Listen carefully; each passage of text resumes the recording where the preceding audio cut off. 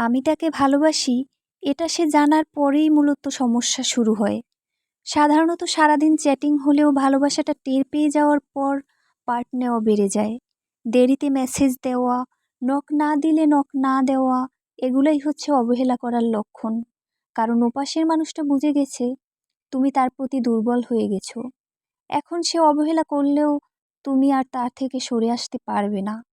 আমি প্রায়ই বলি, ভালোবাসার কথা চেপে রাখতে নেই। আমি বোধহয় ভুল ছিলাম। আমার বলা উচিত ছিল, সব ভালোবাসার কথা বলে ফেলতে নেই। কিছু ভালোবাসা নিজের কাছেই রেখে দেওয়া উচিত। কেউ কেউ ভালোবাসার মর্যাদা দিতে পারে না, বরং তোমার ভালোবাসাটাকে তার পাওয়ার বানিয়ে ফেলে। তোমাকেই নাচায়, সে নাচায় আর তুমি নাচতেই থাকো। ভালোবাসাটা হচ্ছে একটা কৌটায় থাকায় সুগন্ধি, যেটা খুব আগলে রাখতে হয়। প্রয়োজনের সময় সেটা খুলতে হয়। সব জায়গায় এটা খোলা উচিত না, তাহলে উড়ে যাবে। কাউকে ভালোবাসার আগে সিদ্ধান্ত নেওয়া উচিত। একবার না, বারবার ভাবা উচিত। এটাও তোমার লাইফকে ধ্বংসের মুখে ঠেলে দিতে পারে।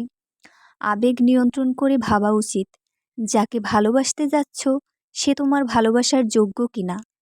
যুগে যুগে অযোগ্যরাই সত্যিকারের ভালোবাসা পায়, আর ভালোবাসায় বিশ্বাসীদের কষ্ট দেয়।